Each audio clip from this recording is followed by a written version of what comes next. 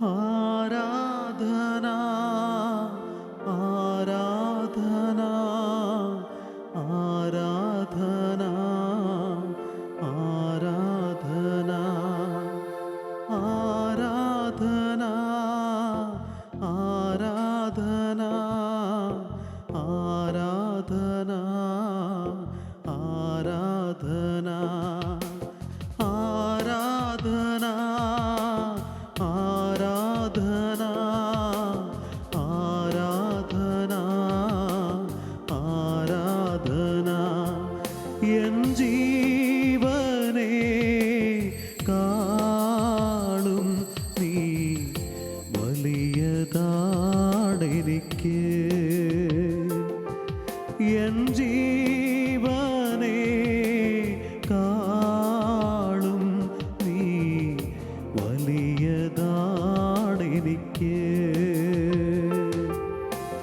ആരാധന ആരാധന ആരാധന ആരാധന ആരാധന ആരാധന ആരാധന ആരാധന ആരാധന ആരാധന ആരാധന ആരാധന തുല്യം ചൊല്ലാൻ ആരുമില്ലേ അങ്ങെപ്പോലെ യേശുവേ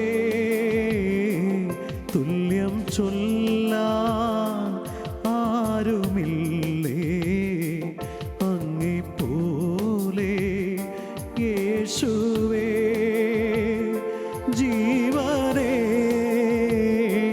സ്വന്തമേ അങ്ങേ മാർവിൽ ചാരുന്നു ഞാൻ ജീവനേ സ്വന്തമേ അങ്ങേ മാർവിൽ ചാരുന്നു ഞാൻ ആരാധന ആരാധന ആരാധന ആരാധന ആരാധന ആരാധന ആരാധന ആരാധന ആരാധന. വിശുദ്ധ മത്തായി അറിയിച്ച സുവിശേഷം 5-ാം അധ്യായം 43 മുതലുള്ള വാക്യങ്ങൾ. അയൽക്കാരനെ സ്നേഹിക്കുക, ശത്രുവിനെ ദ്വേഷിക്കുക എന്ന് പറഞ്ഞിട്ടുള്ളത് നിങ്ങൾ കേട്ടിട്ടുണ്ടല്ലോ. എന്നാൽ ഞാൻ നിങ്ങളോട് പറയുന്നു, ശത്രുക്കളെ സ്നേഹിക്കുവിൻ, നിങ്ങളെ പീഡിപ്പിക്കുന്നവർക്ക് വേണ്ടി പ്രാർത്ഥിക്കുവിൻ.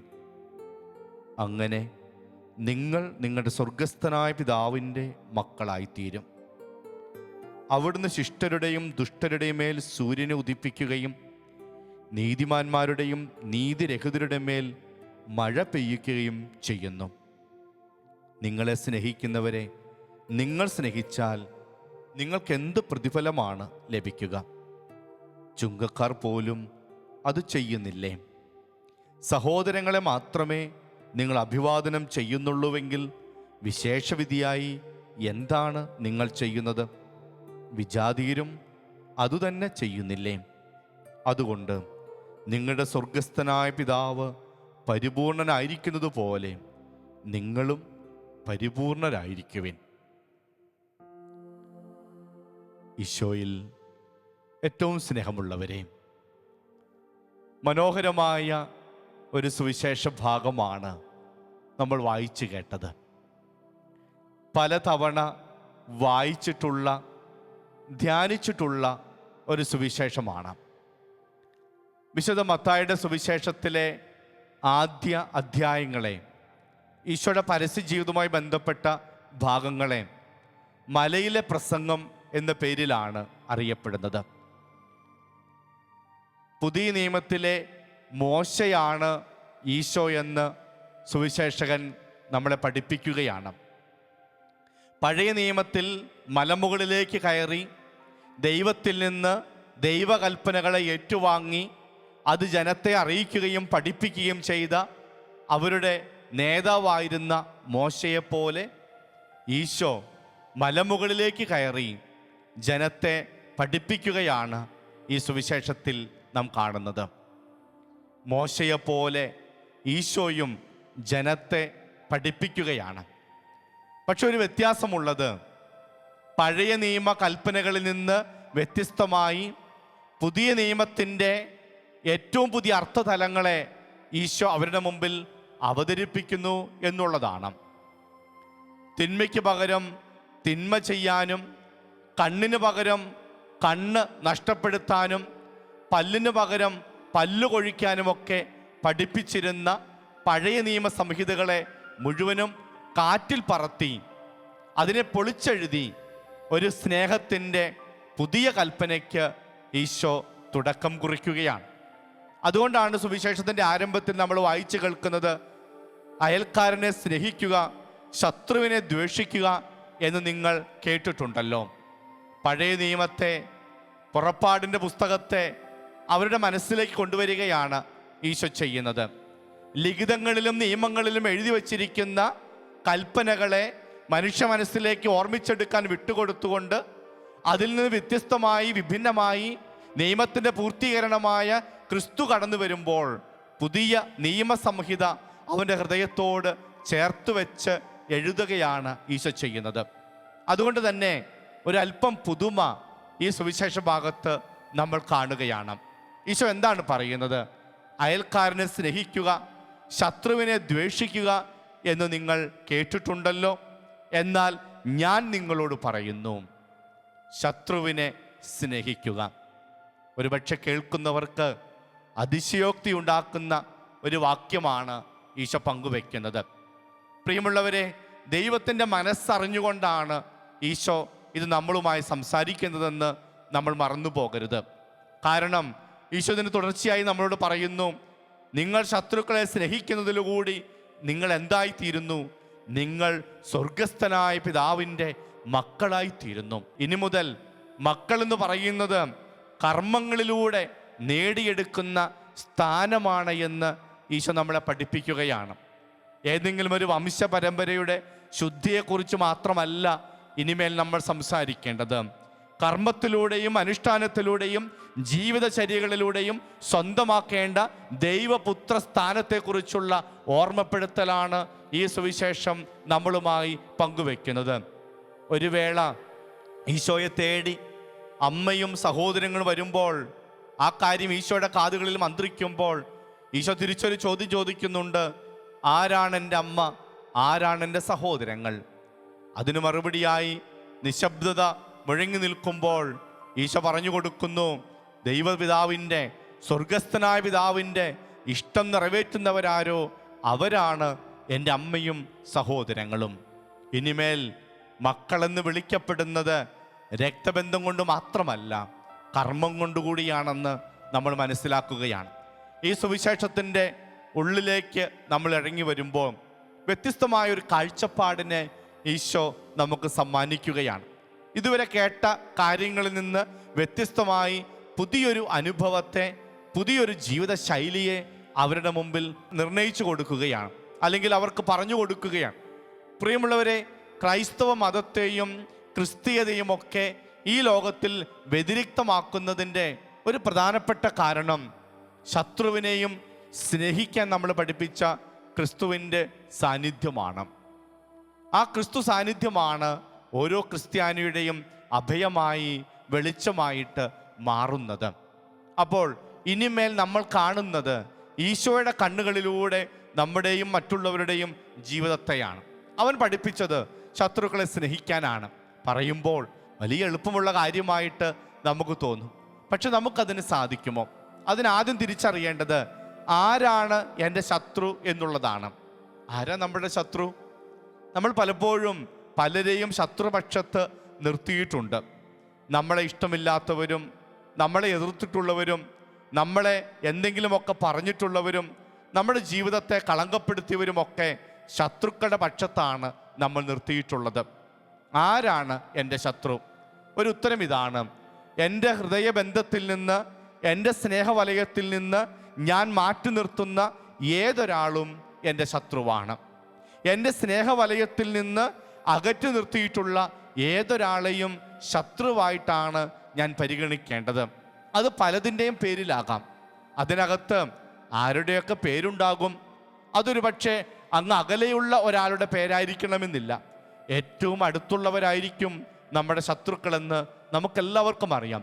അതൊരു പക്ഷേ നമ്മുടെ അപ്പനായിരിക്കാം, നമ്മുടെ അമ്മയായിരിക്കാം, ജീവിത പങ്കാളിയായിരിക്കാം, കൂടപ്പിറപ്പായിരിക്കാം, അയൽവാസിയായിരിക്കാം.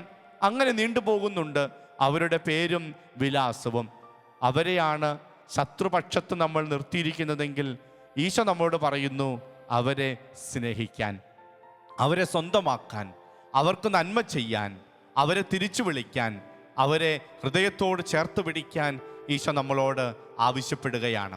പ്രിയമുള്ളവരെ, സുവിശേഷത്തിൽ നമ്മൾ കാണുന്നുണ്ട്, ഒരു കരണത്തടിക്കുന്നവന് മറ്റേ കരണം കൂടെ കാണിച്ചു കൊടുക്കുക. അന്യായമെന്ന് തോന്നിപ്പോകുന്ന ഒരു വചനം. പക്ഷെ ഓർക്കണം, അടിക്കാൻ വേണ്ടി മറ്റേ കരണം കൂടെ കാണിച്ചു കൊടുക്കുമ്പോൾ ഉയർത്തിയ കൈ അറിയാതെ താഴ്ന്നു പോകുന്നത് നമ്മൾ കാണുകയാണ്. ഞാൻ ശത്രുവിനെ നേടേണ്ടത് അടിച്ചതിന് തിരിച്ചടിച്ചുകൊണ്ടല്ല, പിന്നെയോ അടിക്കാൻ ഭാഗത്തിന് മറുകരണം കൂടെ കാണിച്ചു കൊടുത്തുകൊണ്ടാണെന്ന് ഈശോ നമ്മളെ പഠിപ്പിക്കുന്നു. നമ്മൾ അവനെ സ്വന്തമാക്കുകയാണ്, അവൻ നമ്മളെയും സ്വന്തമാക്കുകയാണ്. ഇത് വെറുതെ പറഞ്ഞു പോവുകയായിരുന്നില്ല ഈശോ. ഈശോ ചെയ്തത് നിന്നു കൊടുക്കുകയാണ്. കരണത്തടിക്കാനും കാർക്കിച്ചു തുപ്പാനും കരങ്ങൾ വലിച്ചു നീട്ടി കുരിശിൽ തറയ്ക്കാനുമൊക്കെ അവൻ നിന്നു കൊടുക്കുന്നത് സുവിശേഷത്തിൽ നമ്മൾ കാണുന്നുണ്ട്. എന്നിട്ടോ ഏറ്റവും ഒടുവിലായി ആകാശം കേൾക്കുമാറ്, ദൈവത്തിൻ്റെ കാതുകളിൽ എത്തുമാറ് ഒരു പ്രാർത്ഥന അവൻ ഉരുവിടുന്നത് ഇപ്രകാരമാണ്: പിതാവേ, അവരോട് ക്ഷമിക്കണമേ, അവരറിയാതെ ചെയ്തതെല്ലാം നീ പൊറുക്കണമേ. അവരറിയാതെ ചെയ്തതിനെല്ലാം മാപ്പ് കൊടുക്കുന്ന, മാപ്പ് ചോദിക്കുന്ന ഒരു ദൈവപുത്രൻ്റെ ചിത്രം കുരിശിൽ നമ്മൾ കാണുകയാണ്. ശത്രു സ്നേഹത്തെക്കുറിച്ച് ഈശോ നമ്മളെ പഠിപ്പിക്കുകയാണ്. പ്രിയമുള്ളവരെ, ആരാണ് എൻ്റെ ശത്രു? അതൊരു പക്ഷേ നമ്മുടെ പ്രിയപ്പെട്ടവരായിരിക്കാം, എപ്പോഴും നമ്മുടെ കൂടെയുള്ളവരായിരിക്കാം, നമ്മളെന്നും കാണുന്നവരായിരിക്കാം, നമ്മുടെ കൂടെ ജോലി ചെയ്യുന്നവരായിരിക്കാം, നമ്മളെക്കാൾ മുതിർന്ന നമ്മുടെ ഉദ്യോഗസ്ഥരായിരിക്കാം. പ്രിയമുള്ളവരെ, അങ്ങനെയുള്ളവരെ സ്നേഹിക്കാനാണ് ഈശോ നമ്മളോട് ആവശ്യപ്പെടുന്നത്. ഈ പ്രഭാതത്തിൽ ദിവ്യകാരുണ്യത്തിന് മുമ്പിൽ ഇരുന്നു കൊണ്ട് നമ്മുടെ ഹൃദയങ്ങളെ നമ്മൾ പരിശോധിക്കുകയാണ്. എനിക്ക് ശത്രുക്കളായിട്ട് ആരാണുള്ളത്? ഞാൻ ശത്രുപക്ഷത്ത് ആരെയാണ് നിർത്തിയിട്ടുള്ളത്? കർത്താവിൻ്റെ തിരുമുമ്പിലായിരിക്കുമ്പോൾ അത് തിരിച്ചറിയാനുള്ള കൃപ നമുക്ക് കിട്ടും. കർത്താവിലേക്ക് നോക്കുമ്പോൾ നമുക്ക് നമ്മുടെ ശത്രുവിനെ, ശത്രുപക്ഷം നിർത്തിയിട്ടുള്ളവരെ, ഇഷ്ടമില്ലെന്ന് പറഞ്ഞ് ആട്ടിപ്പായിച്ചിട്ടുള്ളവരെ കണ്ടെത്താനായിട്ടുള്ള ഒരു വലിയ കൃപ കിട്ടും. കാരണം ക്രിസ്തു പ്രകാശമാണ്, ഈശോ വെളിച്ചമാണ്. ആ വെളിച്ചത്തിലാണ് നമ്മൾ നമ്മുടെ ജീവിതത്തെ പരിശോധിക്കേണ്ടത്. ഒരു ഉദാഹരണത്തിന്, ഇരുട്ട് നിറഞ്ഞ ഒരു മുറി സങ്കല്പിക്കുക. ഇരുട്ട് നിറഞ്ഞ മുറിയിൽ മുകളിൽ എവിടെയോ ആ ഓടിന് ഒരു വിള്ളലുണ്ടാകുമ്പോൾ ഒരു വെളിച്ചത്തിൻ്റെ കീറ് ആ മുറിയിലേക്ക് പ്രവേശിക്കുന്നത് നമ്മൾ കാണും. ആ ഇരുട്ട് നിറഞ്ഞ മുറിയിൽ അകപ്പാടെ കടന്നു വരുന്ന ആ വെളിച്ചത്തിലേക്ക് നമ്മൾ നോക്കുമ്പോൾ അവിടെ നമ്മൾ കാണുന്നത് മുഴുവൻ പൊടിപടലങ്ങളായിരിക്കും. ആ മുറിക്കകത്ത് മുഴുവൻ പൊടിപടലങ്ങളെയും ആ വെളിച്ചത്തിൻ്റെ കീറിൽ നമുക്ക് കാണാൻ കഴിയും. മറ്റുള്ള സമയത്ത് കാണാതിരുന്നതിനെ ആ വെളിച്ചത്തിൻ്റെ രശ്മിയിൽ കാണാൻ പറ്റുന്നത് പോലെ നമ്മൾ കണ്ടിട്ടില്ലാത്ത നമ്മുടെ ശത്രുക്കളുടെ നീണ്ട നിരയെ ഒരുപക്ഷെ ക്രിസ്തുവിൻ്റെ സ്നേഹത്തിൻ്റെ വെളിച്ചത്തിൽ നമുക്ക് കാണാൻ കഴിയും. എന്നേക്കുമായി അവരെ ഒഴിവാക്കാനല്ല, പിന്നെയോ ഒരിക്കലും നഷ്ടപ്പെടുത്താതെ അവരെ ചേർത്ത് പിടിക്കാനാണ് ഈ ദിവസത്തെ നമ്മൾ മാറ്റേണ്ടത്. പ്രിയമുള്ളവരെ, സുവിശേഷത്തിൻ്റെ അവസാനത്തിലേക്ക് വരുമ്പോൾ ഈശോ നമ്മളെ പഠിപ്പിക്കുന്നു, നിങ്ങളുടെ സ്വർഗസ്ഥനായ പിതാവ് പരിപൂർണനായിരിക്കുന്നത് പോലെ നിങ്ങളും പരിപൂർണരായിരിക്കുക. ദൈവത്തിൻ്റെ പരിപൂർണതയിലേക്കാണ് നമ്മൾ വിളിക്കപ്പെട്ടിരിക്കുന്നതെങ്കിൽ ദൈവത്തിൻ്റെ സ്നേഹം, ദൈവത്തിൻ്റെ കാരുണ്യം, ദൈവത്തിൻ്റെ മനസ്സ് മറ്റുള്ളവർക്ക് പങ്കുവെച്ചു കൊടുക്കാൻ വിളിക്കപ്പെട്ടവരാണെന്ന് നമുക്ക് മറക്കാതിരിക്കാം. അതുകൊണ്ട് ശത്രുക്കളെ പോലും സ്നേഹിച്ച ക്രിസ്തുവിനെ നമുക്ക് കാണാം. ആ കുരിശിലേക്ക് നമ്മൾ നോക്കുമ്പോൾ ഈശോ നിലവിളിച്ച് പറഞ്ഞത്, കർത്താവേ, ഇവരോട് ക്ഷമിക്കണമേ എന്നുള്ളതാണ്. പ്രിയമുള്ളവരെ, എന്തുകൊണ്ടാണ് ഞാൻ ശത്രുക്കളോട് ക്ഷമയോടുകൂടി പെരുമാറേണ്ടത്? എന്തുകൊണ്ടാണ് ഞാൻ അവരെ സ്നേഹത്തോടെ ചേർത്ത് പിടിക്കേണ്ടത്? ഒരൊറ്റ കാരണമേ ഉള്ളൂ. പല കാര്യങ്ങളും അവർ ചെയ്തത് അവരുടെ അറിവില്ലായ്മ കൊണ്ടാണ്. അറിയാതെ ചെയ്തു പോയ പാതകങ്ങളും പാപങ്ങളുമാണ് അവർക്കുള്ളത് എന്നുള്ളത് നമുക്ക് മറക്കാതിരിക്കാം. മനോഹരമായിട്ടുള്ളൊരു കഥ പണ്ട് കുഞ്ഞുനാളിലൊക്കെയും നമ്മൾ കേട്ടിട്ടുണ്ട്. ഒരു പൂന്തോട്ടം നശിപ്പിക്കുന്ന അന്ധൻ്റെ കഥ. എഴുത്തുകാരൻ്റെ പൂന്തോട്ടം ചവിട്ടി നശിപ്പിക്കുന്ന ഒരു മനുഷ്യനെ കാണുമ്പോൾ വീറോടും വാശിയോടും വലിയ ശത്രുതയോടും കൂടി ആ എഴുത്തുകാരൻ ഇറങ്ങി വരുന്നുണ്ട്. ഒരു വേള അയാളെ ശകാരിച്ചും തള്ളി മാറ്റിയുമൊക്കെ ആ പൂന്തോട്ടത്തിൽ നിന്ന് പുറത്തെത്തിക്കാൻ ശ്രമിക്കുമ്പോൾ അയാൾ തിരിച്ചറിയുന്നു, തൻ്റെ പൂന്തോട്ടം നശിപ്പിച്ചവൻ ഒരു അന്ധനായിരുന്നു, കാഴ്ചയില്ലാത്തവനായിരുന്നു. ആ കാഴ്ചയില്ലായ്മയിൽ ചവിട്ടി മെതിച്ച് കളഞ്ഞത് താൻ പൊന്നുപോലെ നോക്കി വളർത്തിയ തൻ്റെ പൂന്തോട്ടമായിരുന്നു. അടിക്കാനോങ്ങുന്ന കൈ താഴ്ന്നു പോവുകയാണ്. ശകാരത്തിൻ്റെ വാക്കുകൾ അവിടെ മുറിയപ്പെടുകയാണ്. പിന്നെ നടക്കുന്നത് ഒരു ആലിംഗനമാണ്, ഒരു ചേർത്തുപിടിക്കലാണ്. പ്രിയമുള്ളവരെ, നമ്മുടെ ജീവിതം നശിപ്പിച്ചവരെ, നമ്മുടെ ജീവിതത്തെ കളങ്കപ്പെടുത്തിയവരെ, നമ്മളെ എന്നേക്കുമായി അകറ്റി നിർത്തിയവരെ, നമ്മളെ വേണ്ട എന്ന് പറഞ്ഞവരെ ഒക്കെയും ചേർത്ത് പിടിക്കാൻ ഒരൊറ്റ കാരണമേയുള്ളൂ. അവർ ചെയ്തത് മുഴുവനും അവരറിയാതെയാണ്. അവരോട് ക്ഷമിക്കണമേ, അവരോട് പൊറുക്കണമേ എന്ന് നമുക്ക് ആഗ്രഹത്തോടെ ഈ നിമിഷങ്ങളിൽ പ്രാർത്ഥിക്കാം. ഈ പ്രഭാതത്തിൽ ഈശോയുടെ സ്നേഹം കൊണ്ട് നമുക്ക് നിറയാം. ഈശോയുടെ സ്നേഹം കൊണ്ട് നിറയുമ്പോഴാണ് ആ സ്നേഹം മറ്റുള്ളവർക്ക് പങ്കുവെച്ചു കൊടുക്കാൻ നമുക്ക് കഴിയുന്നത്. ഈ നിമിഷം കർത്താവിൻ്റെ സന്നിധി നമ്മളായിരിക്കാം. ഈശോയിലേക്ക് നമുക്ക് നോക്കാം. നമ്മുടെ ജീവിതത്തെ പരിശോധിക്കാം. ഞാൻ ശത്രുപക്ഷത്ത് നിർത്തിയിട്ടുള്ളത് ആരെയാണ്? എൻ്റെ ശത്രുക്കൾ ആരെയാണ്? ആരോടാണ് ഈ ദിവസത്തിൽ ഞാൻ ക്ഷമിക്കേണ്ടത്? എൻ്റെ പ്രിയപ്പെട്ടവരെ ചേർത്ത് പിടിച്ചുകൊണ്ട് കുരിശിൽ കിടന്നുകൊണ്ട് ഈശോ നിലവിളിച്ച് പ്രാർത്ഥിച്ചതുപോലെ, യേശുവേ, ഞങ്ങളും ഇതാ പ്രാർത്ഥിക്കുന്നു. കുരിശിലൻ ഈശോ ക്ഷമിച്ചതുപോലെ ഞാനും ക്ഷമിക്കുന്നു. പാടി പ്രാർത്ഥിക്കാം. കുരിശിലീശോ ക്ഷമിച്ചതുപോലെ ഞാനും ക്ഷമിച്ചിടുന്നു. ഇവരോട് പൊറുക്കേണമേ,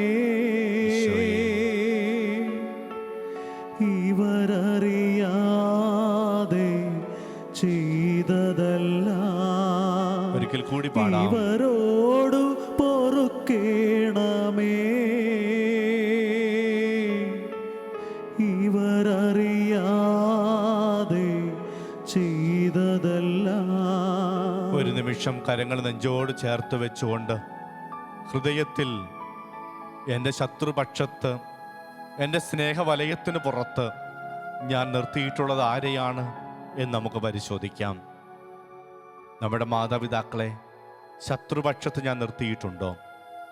തന്നത് കുറഞ്ഞതു പോയതിൻ്റെ പേരിൽ, സ്നേഹിക്കാത്തതിൻ്റെ പേരിൽ, നന്നായി പഠിപ്പിക്കാത്തതിൻ്റെ പേരിൽ, നല്ല വഴി കാണിച്ചു തരാത്തതിൻ്റെ പേരിൽ, തെറ്റായ ജീവിതശൈലികളുടെ പേരിൽ മാതാപിതാക്കളെ അകറ്റി നിർത്തിയ മകനോ മകളോ ആണ് നീയെങ്കിൽ ഈ നിമിഷം കർത്താവിനോട് പറയാം, ഈശോയെ, കുരിശിൽ കിടന്നുകൊണ്ട് നീ ക്ഷമിച്ചതുപോലെ ഞാനും അവരോട് ക്ഷമിക്കുന്നു.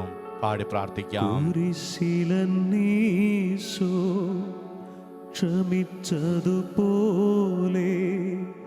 ഞാനും ക്ഷമിച്ചിടുന്നു. കുരിശിലീശോ ക്ഷമിച്ചതുപോലെ ഞാനും ക്ഷമിച്ചിടുന്നു. പൊറുക്കണമേ, ഇവരോട് പൊറുക്കണമേ, ഇവരോട് പൊറുക്കേണമേ,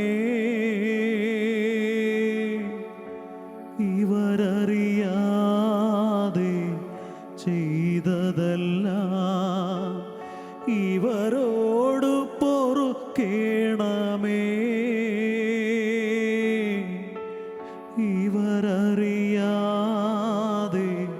ചെയ്തതല്ല.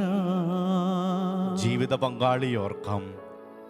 സ്നേഹത്തിൻ്റെ ജീവിതം, സ്നേഹത്തിൽ ആരംഭിച്ച ജീവിതം, ഒത്തിരിയേറെ നല്ല വർഷങ്ങൾ, സ്നേഹം മാത്രം ജീവിതത്തിലുണ്ടായിട്ടുള്ള നല്ല നല്ല നിമിഷങ്ങളെ ഓർക്കാം. ഇടയ്ക്കെപ്പോഴോ ഒരു പിണക്കവും ഒരു വഴക്കും ഒരു പിണങ്ങിപ്പോകലുമൊക്കെ സംഭവിച്ചിട്ടുണ്ടാകാം. ജീവിത പങ്കാളിയെ ശത്രുപക്ഷത്ത് നിർത്തിയിട്ടുണ്ടായിരിക്കാം. ഈശോയെ വിശുദ്ധ ഗ്രന്ഥം സാക്ഷിയാക്കി ദേവാലയത്തിൽ വിശുദ്ധ മദ്ബഹയുടെ മുമ്പിൽ വെച്ച് കൈവെള്ളയിൽ വെച്ച് തന്ന ജീവിത പങ്കാളിയെ കൈതട്ടി മാറ്റി നടന്നുപോയ നിമിഷങ്ങൾ, ശത്രുവായി കണ്ട് അകറ്റി നിർത്തിയ നിമിഷങ്ങൾ നമുക്കൊരിക്കൽ കൂടി ഓർക്കാം. ജീവിത പങ്കാളിയുടെ കരം പിടിച്ച് സ്നേഹത്തോട് ചേർത്ത് പിടിച്ച് എല്ലാത്തിനും മാപ്പ് കൊടുത്ത് ക്ഷമിച്ചുകൊണ്ട്, കർത്താവേ നിന്നെപ്പോലെ ഞാനുമിതാ ക്ഷമിക്കുന്നുവെന്ന് നമുക്ക് പാടാം.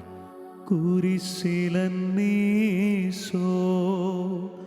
ക്ഷമിച്ചതുപോലെ ഞാനും ക്ഷമിച്ചിടുന്നു. കുരിശിലന്നീശോ ക്ഷമിച്ചതുപോലെ ഞാനും ക്ഷമിച്ചിടുന്നു. ഇവരോട് പൊറുക്കേണമേ,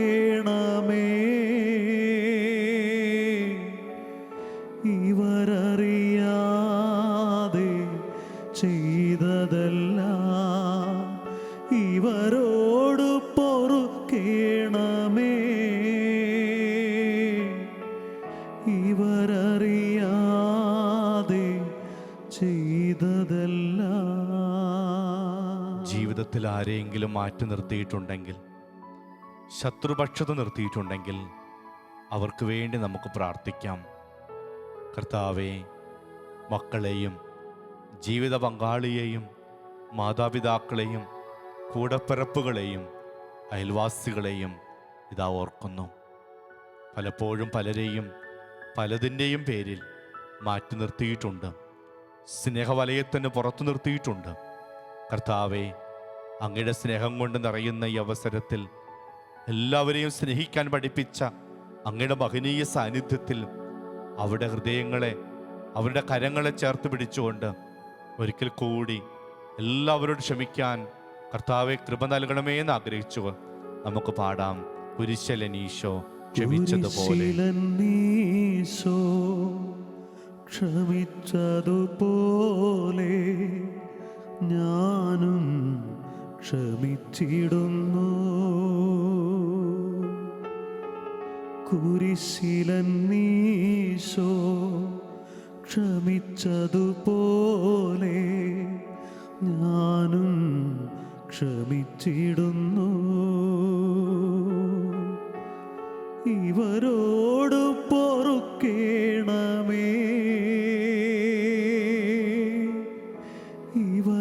ഇവരറിയാതെ ചെയ്തതല്ല. ഇവരോട് പൊറുക്കേണമേ,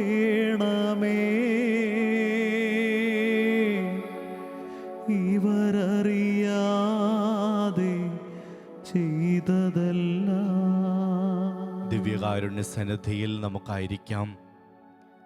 എൻ ജീവനേക്കാൾ സ്നേഹത്തോടെ ഞാൻ കാണുന്ന ദിവ്യകാരുണ്യം, ഈ ലോകത്തിലുള്ള എന്തിനേക്കാളും അധികമായി ഞാൻ സ്നേഹിക്കുന്നത് ഈ വിശുദ്ധ കുർബാനയാണ്. എല്ലാം തീർന്നുവെന്ന് കരുതുന്നിടത്ത് ചാകരയുടെ മഹത്തായൊരു ഉത്സവം കൊടുത്ത് പത്രോസിനെ ചേർത്ത് പിടിക്കുമ്പോൾ ആ പത്രോസിനോട് ഈശോ ചോദിക്കുന്നു, എല്ലാവരേക്കാൾ അധികമായി നീ എന്നെ സ്നേഹിക്കുന്നുവോ?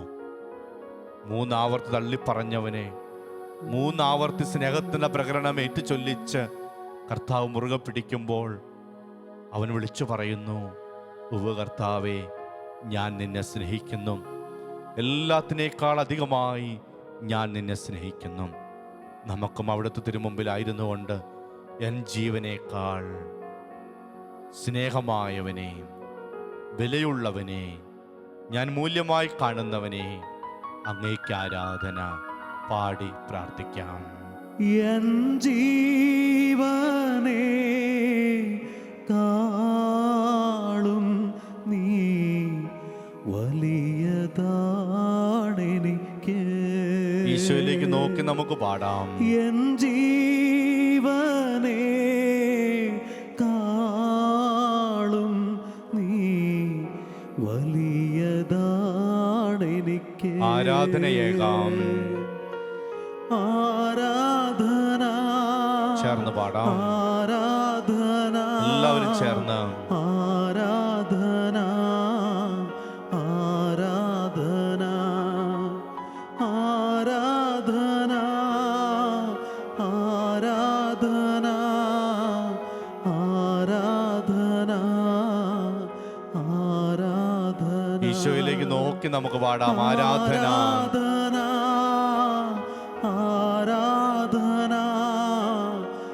ആരാധന ആരാധന ആരാധന.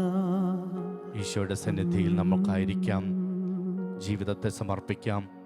നമ്മുടെ കുടുംബത്തെ, നമ്മുടെ പ്രിയപ്പെട്ടവരെ, നമ്മുടെ സ്നേഹത്തിൻ്റെ വലയത്തിൽ നിന്ന് അകന്നു പോയവരെ എല്ലാം കർത്താവിൻ്റെ സന്നിധിയിൽ ചേർത്ത് വെച്ചുകൊണ്ട് അവിടുത്തെ ആശീർവാദം നമുക്ക് സ്വീകരിക്കാം.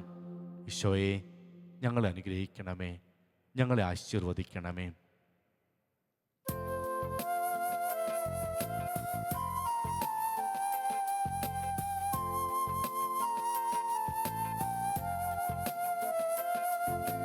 സ്വർഗത്തിൽ നിന്നാഗതമാ ജീവൻ നൽകുമോരപ്പം നീ മർത്യനു മുക്തി പകർന്നരുളും നിത്യമഹോന്നതമപ്പം നീ നിത്യമഹോന്നതമപ്പം നീ. മാനവരെ മോദമോടെ നാഥനെ വാഴ്ത്തി പാടിടുവിൻ. ദൈവത്തിൻ പരിപാവനമാ സന്നിധി ചേർന്നു വണങ്ങിടുവിൻ. സന്നിധി ചേർന്നു വണങ്ങിടുവിൻ. സ്വർഗത്തിൽ നിന്നാഗതമാ ജീവൻ നൽകുമോരപ്പം നീ മർത്യനു മുക്തി പകർന്നരുളും നിത്യമഹോന്നതമപ്പം നീ നിത്യമഹോന്നതമപ്പം നീ. പരിശുദ്ധ ശരീരത്താലും വിലയേറിയ രക്തത്താലും പാപത്തിൻ കറകളിൽ നിന്നും മർത്യനു നീ മോചനമേകി. സകലേശാദിവ്യ കടാക്ഷം തൂഗണമേ വത്സലസുതരിൽ നിർമ്മലരായി ജീവിച്ചിടുവാൻ ചിന്തണമേ ദിവ്യവരങ്ങൾ. ആരാധന ആരാധന ആരാധന ആരാധന ആരാധന ആരാധന ആരാധന ആരാധന. പരിശുദ്ധ പരമമാ ദിവ്യകാരുണ്യമേ ഇന്നുമെന്നും അങ്ങേക്കാരാധന.